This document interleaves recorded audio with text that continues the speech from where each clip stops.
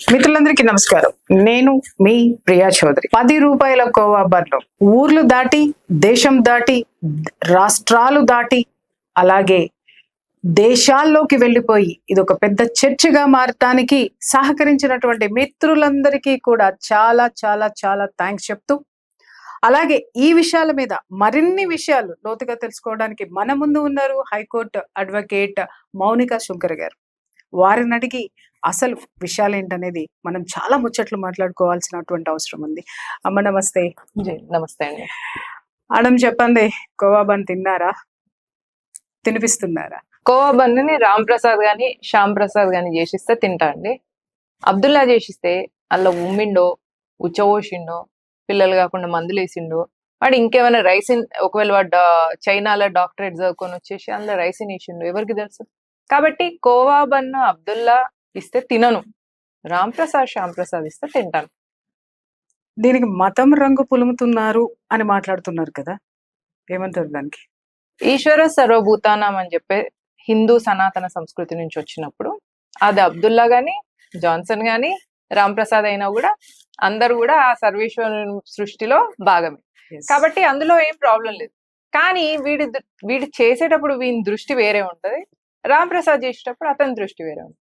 కాబట్టి తినను. దీనిలో మీకు మతం కనిపిస్తుంది, ఇందులో కొందరి నికృష్టులు, కంపు నికృష్టులకు గాని, గొర్రెలకు గాని, లేదా అబ్దుల్లాలకు గాని దీనిలో మతం కనిపిస్తే అది ఆ మతం వాళ్ళు క్రాస్ చెక్ చేసుకోవాలి, ఏది మతము ఏది మానవత్వము.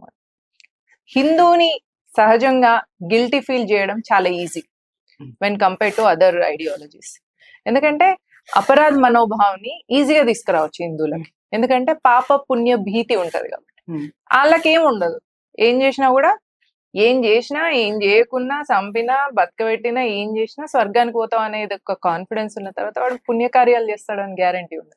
అదే హిందూకైతే అపరాధ మనోభావ కింద పుణ్యం చేయాలి, ఎవరి ఉసురు పోసుకోవద్దు, ఇట్లాంటి బేసిక్ ఉంటాయి. కాబట్టి దీనికి మీరు మతం అన్నా కూడా ఆ పేరు మతం అయి ఉండొచ్చు, కానీ అదొక సిద్ధాంతం, అదొక ఉద్దేశం, అదొక దృక్పథం.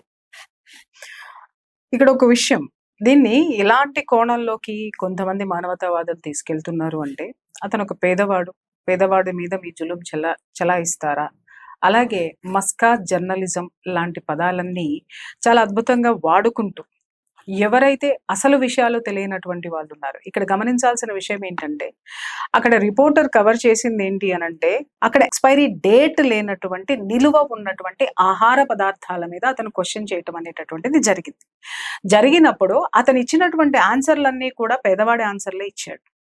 సో ఆ పేదవాడు సదరు మన సెక్యులర్ల లేదా హిందువుల మనసు దోచుకున్నాడు.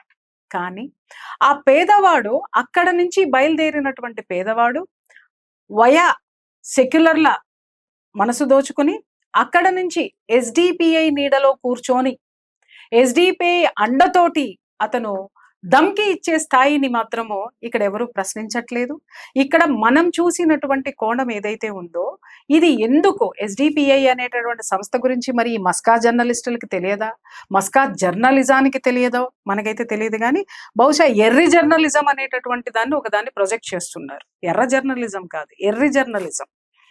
విపరీతంగా అసలు ఈ ఎస్డిపిఐని పైకి రాకుండా, బయటకి ఎవరు మాట్లాడకుండా మసిపూసి మారేడుకాయ చేసి జర్నలిజం మీద పడినటువంటి ఈ యొక్క కుహన మేధావులు అనాలా, లేకపోతే మీరన్నట్టు ఈ సెక్యులరిస్ట్ని, ఈ మస్కా జర్నలిస్టులు ఏమంటారు? అసలు విషయాన్ని దాచిపెట్టి మస్కా కొడుతున్నటువంటి వాళ్ళు. రోహింగ్యాలు భారతదేశంలోకి అడవుల నుంచి, బార్డర్ల నుంచి 4 పిల్లలు 18 మంది పిల్లల్ని వేసుకొని వచ్చిండు. వాడు ఇంకా పేదోడు, వాడికి ఎవరైనా ఇల్లు ఇవ్వండి. వీళ్ళందరూ హిందువులందరికి 2 ఇల్లులు ఉన్నాయి కదా. నేను ఇక్కడ అబ్దుల్లాల గురించి, మిషనరీల గురించి, మార్క్సిస్ట్ ఐడియాలజీ ఉన్న వాళ్ళని పక్కన పెట్టేద్దాం. ఈ హిందువులలో ఇప్పుడు మన బంగారం సొక్కంగా ఉంటే హౌస్లో అనాల్సిన పని ఏంది అని ఒక సామెత ఉంటుంది. అంటే నువ్వు మంచి బంగారం ఇచ్చేది ఉంటే ఎట్లాంటి బంగారం ఇస్తే అట్లాంటి ఆభరణం తయారు చేసిస్తాడు. హౌస్లో దాని తప్పేముంటది అందులో? ఇన్ ద సేమ్ వే హిందువులంతా సరిగ్గా ఉంటే, హిందువులలో ఏది మన ధర్మానికి ఎవరు మన శత్రువు అనే సోయి లేని హిందువులకు ఫస్ట్ వాళ్లకు స్పృహలోకి తీసుకురావాలనేది పాయింట్. కాబట్టి రోహింగ్యా నుంచి వచ్చిన ముస్లింలందరూ 4 పిల్లలు 18 మంది పిల్లల్ని వేసుకొని వచ్చిన వాళ్ళు అక్కడ టెంట్లలో ఉంటున్నారు. మీ ఇంట్లో చోటు ఇవ్వండి, మీ అమ్మాయిని ఇచ్చి పెళ్లి చేయండి. పేదరికం అనేది ఒక కోవబన్నోడికే కాదు, రోహింగ్యా కూడా పేదవాడు. ఏదాన్ని లిమిట్ గా పెట్టుకోవాలి, ఎక్కడ ఏ అస్త్రం వాడాలి అనే సోయి లేని క్షత్రియుడు ఉంటే యుద్ధం ఓడిపోతుంది. ఇప్పుడు ఒక యుద్ధం చేయాలి అన్నప్పుడు ఎప్పుడు వారణ అస్త్రం వాడాలి, ఎప్పుడు అగ్ని అస్త్రం వాడాలి అనేది తెలియాల. మనము నావల్ వార్ అవుతుంది అనుకోండి, అప్పుడు మనం ఇక్కడ నుంచి వెళ్ళి నావల్ వార్ లో యూజ్ చేసే టెక్నిక్స్ వేరే ఉంటాయి, గ్రౌండ్ లెవెల్ వార్ లో యూజ్ చేసే టెక్నిక్స్ వేరే ఉంటాయి, అక్కడ యూజ్ చేసే వెపన్స్ వేరే ఉంటాయి, ఇక్కడ యూజ్ చేసే వెపన్స్ వేరే ఉంటాయి. ఇన్ ద సేమ్ వే మీరు మానవత్వం అనేది ఎవరికి చూపిస్తున్నారు అని ఆలోచించాలి. ఎస్పెషల్ గా సిక్యులర్ హిందూస్, నాట్ సెక్యులర్, సిక్యులర్ హిందూస్ ఎవరైతే కోవాబన్ లో మానవత్వం చూస్తున్న వాళ్ళు. మరి అందులో వాడు ఉమ్మో ఉచ్చో వేసిండు అనుకోండి, ఎందుకు వేస్తారు అని వాళ్ళు అడగొచ్చు. ఇప్పుడు మన సెక్యులర్ ఇక్కడ ఎందుకు వేస్తారు అనే దానికంటే కూడా ఇంకొక క్వశ్చన్ వస్తుంది, వాడు వేసాడని మీరు చూసారా? ఈ ప్రశ్నకి ఒక హిందూ ఇంట్లో వంట వండిన తర్వాత ఒక ముద్ద నైవేద్యంగా పెడతాడు. అట్లే ఒక ముస్లిం గాని ఏదన్నా ఒక దానిలో ఉమ్మేస్తున్నాడు అంటే వాడు ఉమ్ము కాదు, అది వాళ్ళ రిచువల్. అది కాదు అని ఎవరన్నా ముస్లిం వచ్చి చెప్పమనండి. ఊదడం, ఆయతులు చదివి ఊదడం, అది వాళ్ళ రిచువల్. ఓకే, ఉచ్చ పోసిండు, మరి ఉచ్చ పోయడం రిచువల్ అని మీరు అడుగుతున్నారు. రజాకర్ల దౌర్జన్యాలు జరుగుతున్నప్పుడు తెలంగాణలో ఒక పంతులు చెంబులో నీళ్లు పంతులు సంధ్యావందనం కోసం తీసుకెళ్లేటప్పుడు ఆ పక్కలే ఒకవేళ ఎవరన్నా రజాకర్ చూసుంటే అందులో ఉంచి ఇచ్చేవాడట. ఇస్తే ఆ నీళ్లు తాగితేనే హిందువుగా ఉండడానికి అర్హత, లేదా నువ్వు వెంటనే మతం మారిపోవాలి. ఇవి రికార్డెడ్ గా ఉన్నాయి. మౌనిక సుంకర మీకు కొత్తగా ఒక బుక్ రాసి చెప్తున్న కథలు కాదు ఇవి. ఒక పంతులు తన బ్రాహ్మణత్వాన్ని, తన పౌరోహిత్యాన్ని, అట్లనే మన ధర్మం కాపాడింది. అలా మన బ్రాహ్మణులు మన ధర్మాన్ని కాపాడింది. మన పూర్వీకులు కూడా బ్రాహ్మణులనే కాదు, ప్రతి ఒక్క హిందూ అట్లా ధర్మాన్ని కాపాడుకుంటూ వచ్చిన వాడే. మరి అప్పుడు వాడికి ఆ రజాకర్ల టైంలో ఉంచి ఇచ్చిన వాడు మాత్రం వేరు, వీళ్ళు వేరే కాదు. అదొక ప్రథ, అదొక రిచువల్ వాళ్ళకు, కాబట్టి అది ఉంచి ఇచ్చింది. Of the record Charminar side మీరు వాటర్ తాగడానికి వెళ్ళి మీరు ఏదైనా ముస్లిం షాప్ లో వాటర్ అడిగితే వాళ్ళు లోపల ఉంచిన వాటర్ తీసుకొచ్చి ఇస్తారంట. ఇది ఎంతో మంది చెప్తున్నారు. అది లేదు అని మీరంటే దానికి ఉంది అని చెప్పడానికి, నేను ప్రూవ్ చేయడానికి, లేదు అనడానికి ఏ ప్రూఫ్స్ ఉంటే ఉంది అనడానికి కూడా సేమ్ అదే ప్రూఫ్స్ ఉంది. ఇంకొకటి ఏంటంటే, ఇది లేదు అని అనేది ఎవరంటారు తెలుసా అండి? కమ్యూనిస్టులు అంటారు. హిందూ ముసుగులో ఉన్న కమ్యూనిస్టులు. వాడి పేరు రామ్ ప్రసాద్ ఉంటది, కానీ మన ఐడియాలజీ హిందూ వ్యతిరేకత ఉంటది. మన పేరు శ్యామ్ ప్రసాద్ ఉంటది, మన ఐడియాలజీ హిందూ ద్వేషం ఉంటది. బట్ హిందుత్వాన్ని ద్వేషిస్తారు, హిందువులను ద్వేషిస్తారు. నేను అనేది ఏంటంటే, వాడు ఉమ్మడము అనే దాన్ని ఇంతమంది దానికి డిఫెండ్ చేస్తారు, ఇంతమంది దాని గురించి డిస్కస్ చేస్తారు. ఒక్క ముస్లిం కూడా ఉమ్మడం తప్పు అని చెప్పాడు. కాదు అని ఒక ముస్లిం అన్న యూట్యూబ్ ఈ టాపిక్ మీద ఒక ముస్లిం ఎవరన్నా మేము ఊదుకోము, నీళ్ళల్లో ఉమ్మము అని చెప్పేసి చెప్పమనండి. ఇక్కడ ఒక విషయం నేను మాట్లాడింది కూడా ఈ జాతరకి సంబంధించినంత వరకు, ఆ వార్త రాగానే అతని సెక్యులరిస్టులు, హిందువులు అందరూ గొంప గుత్తగా అతనికి ఫేవర్ గా వీడియోస్ చేశారు, అతనికి సంఘీభావాన్ని వ్యక్తం చేశారు. సంఘీభావం వ్యక్తం చేసినటువంటి ఒక పర్సన్ కి ఇక్కడ దెబ్బతిన్నటువంటిది ఎవరండి? కవర్ చేసినటువంటి జర్నలిస్టు. కానీ ఇతనికి విపరీతమైనటువంటి సానుభూతి వచ్చినటువంటి మనిషి పక్కన ఒక ఉగ్రవాద సంస్థతోటి అనుబంధం ఉన్నటువంటి ఒక రాజకీయ మత సంస్థ అక్కడ కూర్చుని ఇతగాడిని పక్కన కూర్చోపెట్టుకుని ధమ్కీలు ఇవ్వడం అనేటటువంటి దాన్ని ఏ హిందువు ప్రశ్నించాడు. మరి అతను అంత పెద్ద సంస్థ ఉన్నప్పుడు ఇతను పేదవాడు ఎలా అయ్యాడు అంటే, ఏ అండా లేని పేదవాడిని చూసుకున్నారా అని మాట్లాడినటువంటి హిందువులందరికీ కూడా నేనేం చెప్తున్నానంటే, మీరు దయచేసి ఆ బన్ను విషయం మాట్లాడడం కొంచెంసేపు పక్కన పెట్టి, బన్ను కోసం ఒక రాజకీయ వ్యవస్థ ఇక్కడ తేజస్వి మీడియాకి ధమ్కీ ఇచ్చిన విషయం ఎవరు మాట్లాడటం లేదండి. ఒకటి దాని గురించి కనీసం అది ఎక్కడ బయటికి వస్తుందో అని చెప్పి ఈ సెక్యులరిస్టులు, కుహనా మేధావులు, ఈ ఎర్రి జర్నలిస్టులు అందరూ కూర్చొని మాట్లాడడం అనేటటువంటిది మొదలు పెట్టారు. ఇక్కడ నేను అడిగేది ఏంటంటే మౌనిక గారు, మీ అభిప్రాయము, అసలు దీన్ని ఏ హిందువు ఎందుకు మాట్లాడటండి? నష్టపోయేది అక్కడ హిందువా కాదా? ఇప్పుడు మీరు అన్నారు కదా తూక్ జిహాద్, తూక్ హలాల్ ఉంది, ఇది ప్రతి ఒక్కళ్ళు ఇస్తారు, అది తప్పు అని కాదండి. అక్కడ జరుగుతున్నటువంటిది జాతర మన సంప్రదాయానికి తగినట్టు. అలాంటి చోట, పవిత్రమైనటువంటి చోట ఇలాంటి ఫుడ్ మనకి పెట్టి అందరూ స్నానాలు చేసి అమ్మవారి దగ్గరికి వెళ్తారు, లేదా ఆ ప్రదేశంలో ఉంటారు. ఇలాంటి ఆహారం అనేటటువంటి దాన్ని మనం ఎంకరేజ్ ఎందుకు చెయ్యాలి? తినమని చెప్పడానికి వీళ్ళెవరండి? అతను పేదవాడని ఎంత ఎంకరేజ్ చేసుకొని వస్తున్నారో, అలాగే మన పవిత్రమైనటువంటి హిందూ దేవాలయాల్లో అసలు ఫుడ్ జిహాద్ అనేటటువంటిది జరుగుతుంది అనేటటువంటిది ఒక రెసిన్ ప్రూవ్ చేసింది, ఒక పేద డాక్టర్ ప్రూవ్ చేశాడు. అలాగే బాంబే బ్లాస్టుల్లో దాడి చేసి పట్టుబడినటువంటి కసబ కూడా ఒక పేద ముస్లిమేనండి. ఇక్కడ వాస్తవాలు మాట్లాడాలి. మతం రంగు జనం పులిమారు కాబట్టి ఆ మతం గురించి కొన్ని వాస్తవాలు మనం మాట్లాడాలి. ఇక్కడ పట్టుబడిన వాళ్ళందరూ పేద ముస్లింలేనండి. ఆ పేద ముస్లింలు, పట్టుబడిన పేద ముస్లింల వెనక ఒక నేరం ఉంది. ముస్లింలందరూ పేదవారు కాదు, ముస్లింలందరూ హంతకులు కాదు, కానీ పేదవారంతా కూడా, పట్టుబడినటువంటి వాళ్ళందరూ పేదవాళ్లే, పట్టుబడినంత అటువంటి పేద ముస్లింలందరూ కూడా నేరస్తులు అనేటటువంటిది ఇక్కడ రుజువైనటువంటి సంఘటన. అసలు ఈ విషయాన్ని కనీసం ఒక హిందువు కూడా గమనించినటువంటి అంశం మనం ఇక్కడ గమనిస్తున్నాం. ఈ ఇష్యూ మీద మీ ఒపీనియన్ ఏంటి? అంబేద్కర్ గారు Pakistan the partition of India అనే బుక్ లో అండి, ఒక ముస్లిం తన నియోజకవర్గ ప్రతినిధిని కానీ, ఎమ్మెల్యే కానీ, ఎంపీని కానీ, రోడ్లు ఎట్లున్నాయి, నీళ్లు మంచి ఇస్తున్నావా లేదా, స్కూల్ మంచి కట్టినవా లేదా అని క్వశ్చన్స్ అడిగాడట. ఓన్లీ మసీదులో నమాజ్ చేసుకోవడానికి కింద కార్పెట్ మంచిది వేసినవా లేదా అని అడుగుతాడట. నమాజ్ చేసుకోవడానికి లైట్లు ఉన్నాయా లేదా అని అడుగుతాడట. ఇంతకు మించి ఒక ముస్లింకి ఎట్లాంటి ఎక్స్పెక్టేషన్స్ ఉండవు ఒక ప్రతినిధి నుంచి. ఇన్ ద సేమ్ వే ఒక క్రిస్టియన్ కూడా చర్చికి ఎన్ని ఫండ్స్ ఇస్తున్నావు, పాస్టర్ కి జీతాలు వస్తున్నాయా, వాళ్ళందరికీ జెరూసలేం యాత్రకు పైసలు వస్తున్నాయా, ఇంతకు మించి వేరే క్వశ్చన్ అడగరు వాళ్ళ ప్రజాప్రతినిధిని కానీ, ఎమ్మెల్యే కానీ, ఎంపీని కానీ, సీఎం అయినా కూడా. ఒక హిందూ ఎన్ని అడుగుతాడు మీరు ఆలోచించండి. రోడ్లు వేసినావు అన్నాడు, రోడ్లు అడుగుతాడు, మౌలిక సదుపాయాలు, ఇవన్నీ పోను, ఫ్రీగా ఏమి ఇస్తున్నావు అని కూడా అడుగుతాడు. ఆ ఫ్రీలోనే ఇవన్నీ జరుగుతున్నాయి. డెవలప్మెంట్ కావాలా, ఫ్రీబీస్ కావాలా, ఓటుకు నోటు కావాలా.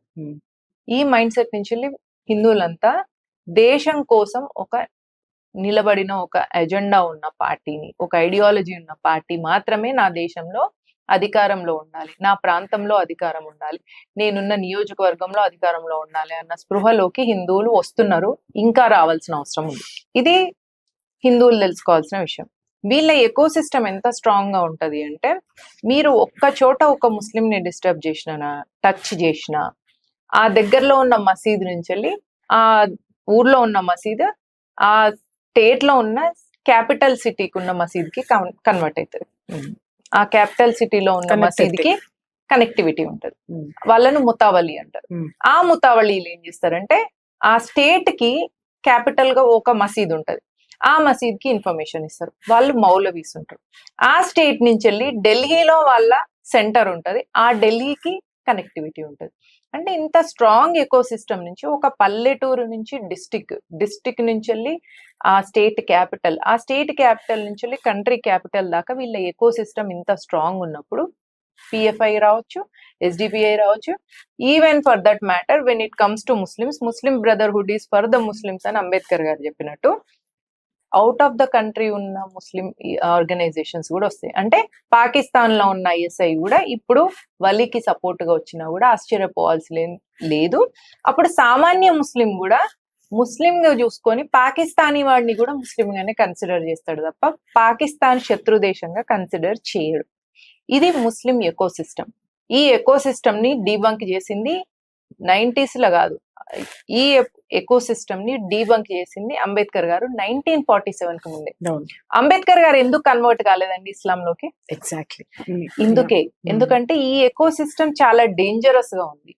అంబేద్కర్ ఒక కామన్ సెన్స్ ఉన్న ఒక రేషనల్ అండ్ నేషనలిస్ట్ ఆయన హిందూ సమాజంలో లోపాలు ఉన్నాయే తప్ప హిందూ ధర్మంలో లోపాలు లేదు అనేవారు. ఆయన వసుదైక కుటుంబకం అని మీరు అనుకున్నప్పుడు మమ్మల్ని ఆ కుటుంబంలో ఎందుకు ఇంక్లూడ్ చేసుకోవట్లే, మమ్మల్ని ఎందుకు గుడికి రానివ్వట్లేదు అని ప్రశ్నించిండ్రే తప్ప ఇక్కడ బాలేదు కాబట్టి నేను ఇస్లాంలో కన్వర్ట్ అవుతా అని అంబేద్కర్ గారు అబ్దుల్లా కాలేదు, అంబేద్కర్ గారు గొర్రె కాలేదు. ఆయనే ఆధ్యాత్మిక మార్గమైన బౌద్ధంలోకి వెళ్ళింది కూడా ఈ భయంకరమైన ఎకోసిస్టమ్ ని యూజ్. అయితే ఈ కోవా బన్ విషయంగా అక్కడ ఫుడ్ పాయిజన్ చేసి అక్కడ ఒక 10-20 మంది హాస్పిటలైజ్ అయినారు అనుకోండి, హైపోథెటికల్లీ, అమంగళం ప్రతిహితమాక. ఫుడ్ పాయిజన్ మేడారం అమ్మవారి జాతరలో జరిగింది అన్న తర్వాత అది దేశానికి అప్రతిష్టే, హిందూ సమాజానికి అప్రతిష్ట. దాంతో ప్రతి ఒక్క హిందూ కూడా అపరాధ మనోభావంలోకి వెళ్ళిపోతాడు. అరే నా దేవుడి దగ్గర నా జాతరలో ముందే పట్టించుకోవచ్చుగా, పోలీసులు ఏమయ్యారు, జర్నలిస్టులు ఏమయ్యారు, సిస్టమ్ ఏమయ్యింది, చుట్టూ ఉన్న జనం ఏమయ్యారు. ఆ జనం హాస్పిటలైజ్ అయినప్పుడు అక్కడి ఆ అమ్మవారికి ఆ జాతరకి కనెక్ట్ అయిన ప్రతి హిందూ కూడా అపరాధ మనోభావంతో గిల్టీ ఫీలింగ్ లోకి వెళ్తారు. ఒకసారి అట్లా ఒక group of Hindus guilty feel అయిందంటే వెంటనే వాళ్ళ ఐడియాలజీని కన్వర్ట్ చేయొచ్చు, ఎదర్ ఇస్లాంలోకి తీయొచ్చు లేదా క్రిస్టియానిటీలోకి తీయొచ్చు. అవి ఎక్స్ట్రీమ్ కేసెస్ అయితే వాడిని ఎయితిస్ట్ గా తయారు చేయొచ్చు, నాస్తికుడిగా తయారు చేయొచ్చు, దాని నుంచి కమ్యూనిస్ట్ గా తయారు చేయొచ్చు. అల్టిమేట్లీ హిందూని హిందూగా ఉంచకుండా ఉండడంలో కోవా బన్ ఒక ఎజెండా.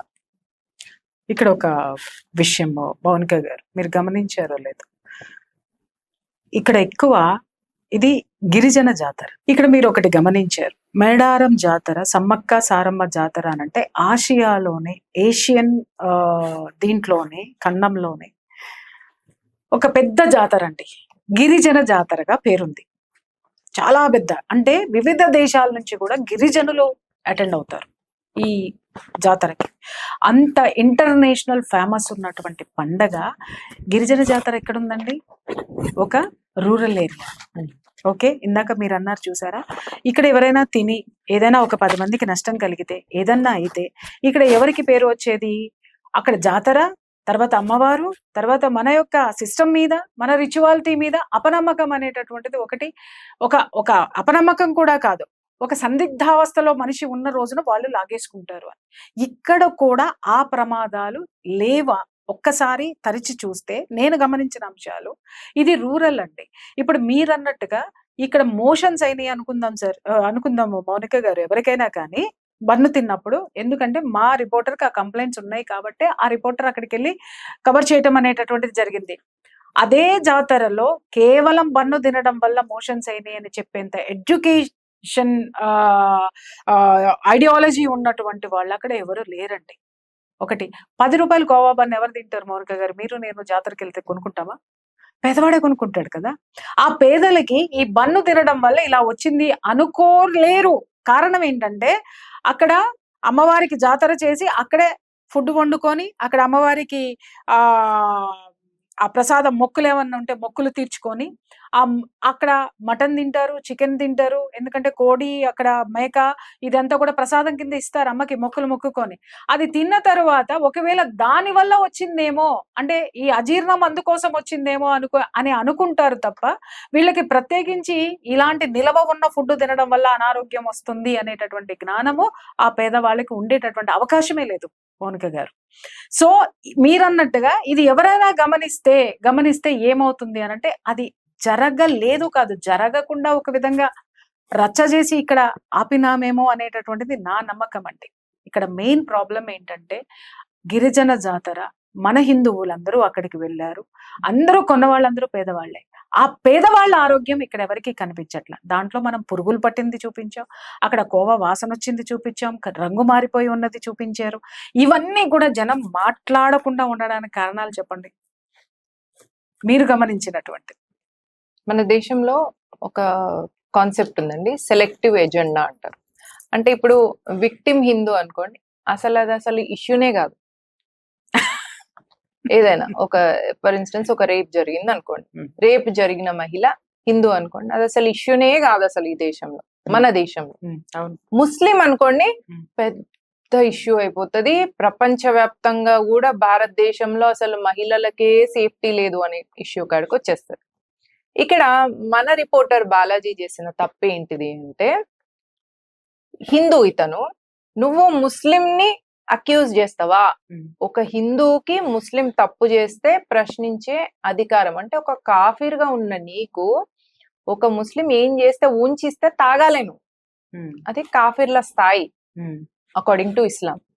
అట్లాంటిది బాలాజీ మొహమ్మద్ వలీని ప్రశ్నించకూడదు.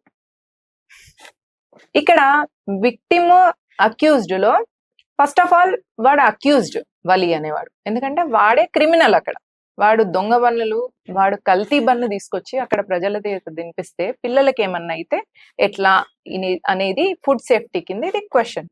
అయితే ఇక్కడ వెరైటీ ఏంటంటే, మన దేశంలో ముల్లా మిషనరీ మార్క్సిస్ట్ ఎకో సిస్టమ్ ఎంత స్ట్రాంగ్ ఉందంటే, అక్కడ అక్యూజ్డ్ ని విక్టిమ్ చేసేసింది. దొంగని తీసుకొచ్చి పాపం వాడు విధి లేని పరిస్థితుల్లో దొంగతనం చేసిండు, రేపిస్ట్. పాపం వాడికి ఆ టైంలో మూడు వచ్చి రేప్ చేసింది. మర్డర్ చేసినప్పుడు పాపం వాడికి ఆ ఇమోషనల్ హార్మోనల్ ఇంబ్యాలెన్స్ అయ్యి మర్డర్ చేసి, ఎప్పుడు ఇది ఈ మూడు పనులు చేసినవాడు ముస్లిం అయితే. ఈ మూడిట్లో ఒకవేళ ఎవడని హిందూ ఉంటే అందులో భద్రత లేదు. ఒకటి. రెండు, ఆ కులం ఒకవేళ బ్రాహ్మడైతే దానికి హద్దు ఆజ్ఞనే ఉండదు. వాస్తవం. ఇది నేరేటివ్. ఈ ఎజెండాని ఇప్పుడు వస్తున్న పిల్లలు డీబంక్ చేసే ప్రయత్నం చేస్తున్నారు. వాళ్ళందరికీ మన లాంటి వాళ్ళని సపోర్ట్ చేయాలి, at the same time awareness ఇవ్వాలి. అంటే ఒక ముస్లిం ఇక్కడ అక్యూజ్డ్ అయిన వ్యక్తిని, అంటే కల్తీ బన్ను అమ్మిన వ్యక్తిని విక్టిమ్ హుడ్ ప్లే చేసే స్థితికి తీసుకొస్తున్నారు. అంతకు ముందే వాళ్ళ అన్న అక్కడనే వాడు అమ్మిన దాంట్లో పురుగులు ఉన్నాయి కదా, అక్కడ పిల్లలు ఎవరైనా తిని వాళ్ళకి లూజ్ మోషన్స్ ఫుడ్ పాయిజన్ అయితే, భారతదేశంలో ఫుడ్ సేఫ్టీ అనేది లేదు. లేనప్పుడు మన లాంటి వాళ్ళు అవేర్నెస్ ఇవ్వాలి. ఇట్లాంటి జర్నలిస్టులను మనం సపోర్ట్ చేయాలి. వీళ్ళను ఇంకా ఎంకరేజ్ చేస్తూ ఎక్కడైనా కూడా ప్రశ్నించడము అనేది నేర్చుకునేలాగా, ధైర్యంగా ముందుకు వెళ్ళేలాగా మనం వాళ్ళని ఎంకరేజ్ చేస్తే రేపు మన వాళ్ళే సేఫ్ గా ఉంటారు. హిందువులు ఎట్లా అంటే, ఒక కుప్ప ఉందనుకోండి, చింతగింజలు లేదు, మనం ఓనగుంటలో కుప్ప ఆడేవాళ్ళం. అయితే ఆ కుప్ప నుంచి వెళ్ళి మిగతా గింజలు కదలకుండా ఒక్కొక్క గింజను తీసేయాలన్నమాట. అట్లా హిందువుల కుప్పల నుంచి వెళ్ళి ఒకసారి కోవా బన్నని, ఇంకొకసారి గుళ్ళని, లేదా ఇంకొకసారి మార్వాడి హటావ్, లేదా anti BJP, anti RSS, fascist, ఇవన్నీ ఒక్కొక్క ఎజెండాస్ అన్నమాట. ఒక్కొక్కసారి ఒక్కొక్క ఫ్యాషన్ బట్టలలో వచ్చినట్టు ఇట్లా ఒక్కొక్కసారి ఒక్కొక్క ఎజెండా వస్తుంది. నేరేటివ్ వచ్చినప్పుడు ఆ చింతగింజల కుప్ప నుంచి ఒక్కొక్క గింజని ఇట్లా తీయాలన్నమాట. అట్లా తీస్తూ హిందుత్వంగా ఉన్న వాళ్ళను హిందుత్వానికి అగెయిన్స్ట్ గా, అంటే నాస్తికులుగా ఫస్ట్ తయారు చేయాలి. తర్వాత హిందూ ద్వేషులుగా తయారు చేయాలి. ఆ తర్వాత వాళ్ళే హిందుత్వాన్ని తిట్టేలాగా తయారు చేయాలి. తర్వాత వాడు అనాథలాగా అయిపోతాడు. అంటే దేవుడు లేడు, రూట్స్ లేవు, ఒక కల్చర్ లేదు, ఒక సివిలైజేషన్ లేదు వాడికి. ఇక అప్పుడు వాడిని ఇస్లాంలోకి కానీ క్రిస్టియానిటీలోకి కానీ కన్వర్ట్ చేయాలి. తద్వారా భారతదేశాన్ని వీళ్ళు అనుకున్నట్టు ఎజెండాలో ఏదన్నా ఒక దేశంగా మార్చేసేయాలి. అది ప్లాన్ లో ఈ నేరేటివ్స్ అన్ని వస్తుంటాయండి. ఈ నేరేటివ్ కోవాబ్ అన్నది ఇప్పుడు కొత్తగా వచ్చింది కాదు, ఇది చివరిది కాదు. ఇలాంటివి నెక్స్ట్ వస్తూ ఉంటాయి. ఈ నేరేటివ్స్ ని మనం అండర్స్టాండ్ చేసుకోవాలి అంటే అవేర్నెస్ ఇవ్వగలగాలి. మన లాంటి వాళ్ళం ఇంకా పనిచేయాలి. ఎందుకు పనిచేయాలి ప్రియ గారు? ఇప్పుడు వలీకి ఇంతమంది సపోర్ట్ ఉన్నారు. ఎవరెవరు వలీకి సపోర్ట్ ఉన్నారు? మొహమ్మద్ వలీ. ఇప్పుడు మొహమ్మద్ వలీకి ఎవరెవరు సపోర్ట్ గా ఉన్నారు? పిఎఫ్ఐ, ఎస్డిపిఐ లాంటి టెర్రరిస్ట్ ఆర్గనైజేషన్ సపోర్ట్ ఉంటాయి. క్రిస్టియన్ మిషనరీస్ అన్ని సపోర్ట్ ఉంటాయి. మన ఎర్ర బ్యాచ్ అంతా సపోర్ట్ ఉంటారు, కంపెనీ క్రిస్టులంతా. ఇంకా దీని నుంచి వెళ్ళి పొలిటికల్ అడ్వాంటేజ్ తీసుకునే రీజనల్ పార్టీస్, కాంగ్రెస్ పార్టీ కూడా ఉంటది. ఇంతమంది వాళ్ళకి సపోర్ట్ గా ఉన్నప్పుడు మనకు వీళ్ళందరూ పోయి మొహమ్మద్ వలీకి పైసలు ఇస్తారు కల్తీ కోవా బన్ను తయారు చేసినందుకు. మనకి ఎవడని ఇస్తాడా అండి? ఎందుకు ఇస్తారు? ఎందుకంటే మీ ఇంట్లో పని చేసుకొని మీరు ఇక్కడికి వచ్చి వీడియోలు చేస్తున్నారు. నేను నా ఇంట్లో పని చేసుకొని వచ్చి ఇక్కడికి వచ్చి వీడియోలు చేస్తున్నాను. అట్లనే ఇది నా దేశం, ఇది నా ధర్మం, ఈ హిందూ సమాజం నాది, ఈ హిందూ పిల్లలంతా మన పిల్లలు. ఎగ్జాక్ట్లీ అండి. మన ఇల్లు, మన పిల్లలు బయటకు వచ్చి మన దేశం, మన ధర్మం, మన హిందూ సమాజం ఈ స్పృహలోకి మనం వచ్చి పని చేసినప్పుడు కోవా బన్ను లాంటి నేరేటివ్లు వస్తుంటాయి, పోతుంటాయి. They are like a passing clouds. And eternal గా ఉండేది సనాతన ధర్మం, eternal rituals, ideological sect. Last ఒక ప్రశ్న. ఇవాళ ఒక విప్లవాన్ని క్రియేట్ చేసింది అనుకోవచ్చు, లేదా ఒక పోరాటాన్ని ముందుకు తీసుకెళ్ళింది అనుకోవచ్చు. ఒక జర్నలిస్ట్ ధైర్యంగా ప్రశ్నించడం వల్ల, ప్రశ్నించిన దాని మీద నిలబడడం వల్ల ఈ రోజు ఎన్నో ప్రశ్నలు వచ్చాయి, ఎన్నో సమాధానాలు దొరికాయి. అలాగే ఒక పోరాటానికి ఊతం దొరికింది. ఇప్పుడున్నటువంటి జర్నలిస్టులకి, ఇప్పుడు చేస్తున్నటువంటి జర్నలిజానికి మీరు దశా దిశ నిర్దేశం ఏం చేస్తారు? ఒక క్వశ్చన్ వెనుక ఇంటెన్షన్ ఇంపార్టెంట్ అండి. కోవా బన్ విషయంలో ప్రశ్నించింది ఎందుకు అంటే, కల్తీ కోవా బన్ను దేశ ప్రజలు ఎవరు తినొద్దు అనే ఒక భావంతో, అనే ఒక ఉద్దేశంతో, అనే ఒక ఎజెండాతో వెళ్ళిన నేరేటివ్ ఇది. కాబట్టి ఎవరైతే ఈ ప్రశ్నించిండ్రో ఆ జర్నలిస్టులందరినీ కూడా నేను పేరు పేరున అప్రిషియేట్ చేస్తున్నాను. ఒకటి. రెండు, ఒక బాధ్యతాయుతమైన జర్నలిస్ట్ ఎప్పుడైనా ప్రశ్నిస్తాడు అని చెప్పడానికి కోవా బన్ నిదర్శనం. ఆ అబ్బాయి ప్రశ్నించడం వల్ల ఇవాళ కోవా బన్ నేరేటివ్ అనేది మొత్తం ప్రతి ఒక్కరికి తెలిసింది. బన్ని ఎంతకొస్తుంది, అందులో పెట్టే కోవా దేంతో తయారు చేస్తారు, 10 రూపాయలకి ఏమొస్తుంది, అది తినడం వల్ల మన ఆరోగ్యాలు ఏమైతాయి, ఇన్ని ప్రశ్నలు ప్రతి ఒక్కరి మదిలోకి వచ్చినాయి అంటే ప్రశ్నించడం మంచిదే కదండి. So I appreciate your journalist and keep doing the good work. We stand with that. ఆ ప్రశ్న సమాజం పట్ల అవేర్నెస్ తేయడానికి, ఆ ప్రశ్న ప్రజల ఆరోగ్యం కోసం అతను ఆలోచించాడు కాబట్టి ప్రశ్నించాడు, అక్కడ ఉన్న పిల్లల భవిష్యత్తు గురించి ఆలోచించాడు కాబట్టి ప్రశ్నించాడు, ఎవరికి ఏం అవ్వద్దు అన్న ఉద్దేశంతో ప్రశ్నించాడు. కాబట్టి ప్రశ్న మంచిదే, మరక మంచిది కాదు. మరక మంచిది కాదు, ప్రశ్న మంచిది. మరక మంచిది కాదు, గొర్రె మంచిది కాదు. మరకను గొర్రెను అప్రిషియేట్ చేసే కంపు నికృష్టులు మంచోళ్ళు కాదు. ఎర్రి జర్నలిజం కూడా మంచి. ఎర్ర జర్నలిజం పేరుతోని ఉన్న ఈ ఎర్రి మొహాలు, వీళ్ళకు కొన్ని పేర్లు ఉంటాయి. మన సంధ్యవక్క, వనజవక్క, దేవి వక్క, తులసి వక్క. ఈ వక్కల్ని నేను చాలాసార్లు సోమాజీ ప్రెస్ క్లబ్ లో డిబేట్ కి రమ్మని పిలుస్తే ఒక్క వక్క కూడా రాదు. ఈ వక్కలు వీళ్ళది ఎట్లుంటదంటే, హిందూ విక్టిమ్ అయితే రారు, అవును, ముస్లిం విక్టిమ్ అయితేనే వీళ్ళు వస్తారు. ఎగ్జాక్ట్లీ అండి. ఇక్కడ కనీసం జనము ఆలోచించను కూడా ఆలోచించరు మౌనిక గారు. ఇక్కడ విషయం ఏంటంటే, అక్కడ ఉన్న గిరిజన బిడ్డలు వాళ్ళు కొనుక్కున్నది ఇది పేదవాడే కదండి, వాడి ఆరోగ్యం ఏవై ఉండుండేదో అని ఒక్కళ్ళు ప్రశ్నించలా. ఎవరు ప్రశ్నించారు అని అంటే, నిజంగా మానవత్వం ఉన్నటువంటి వాళ్ళే ప్రశ్నించారు. పేదల పట్ల మానవత్వం ఉన్నటువంటి వాళ్ళు, మతం పట్ల మానవత్వం ఉన్నటువంటి వాళ్ళు మాత్రం ఈ విధంగా ఒకళ్ళకి, ఎవరైతే దొంగ ఆ దొంగకి కాపు కాశారు. ఇప్పుడు మీరన్నట్టు అతను పేదవాడు కాదండి, ఈ రోజు 80 లక్షలు ఉన్నటువంటి ఒక లక్షాధికారి. అంటే వీళ్ళు పేదవాళ్ళని, ఏ పేదవాడిని ధనవంతుడిని చేయడానికి ఉన్నారు అనేది మనం ఆలోచించాల్సినటువంటి విషయం. వీళ్ళ ప్రశ్నలు ఎవరిని ధనవంతుల్ని చేయడానికి అనేది కూడా ఒకసారి ఆలోచించాలేమో. ఇంకొకటి కూడా, ఇందాక పేర్లు చెప్పిన ఈ కంపు నికృష్ట వక్కలన్నీ కూడా ఒకవేళ అక్యూజ్డ్ హిందూ అయితే రారు, అక్యూజ్డ్ ముస్లిం అయితే వచ్చేస్తారు. అక్యూజ్డ్ హిందూ అయినప్పుడు నోట్ల వీళ్ళకి ఫెవికాల్ ఉంటుంది. అదే ఒకవేళ ముస్లిం వాడు అక్యూజ్డ్ అయింది అనుకోండి, వాడే ద్రోహి అనుకోండి, వాడే క్రిమినల్ అనుకోండి, అప్పుడు క్రైమ్ ని వైట్ వాష్ చేయడానికి వీళ్ళ నోట్లు లేస్తాయి అనమాట. అప్పటిదాకా నోట్ల ఫెవికాల్ వేసుకొని ఉంటారు ఈ వక్కలంతా. మీరు అన్నట్టు మౌనిక గారు, నిజంగా వీళ్ళ యొక్క నిజస్వరూపాలని మనం జనాలకి, ముఖ్యంగా మన హిందువులకి చెప్పాల్సినటువంటి అవసరం ఉంది.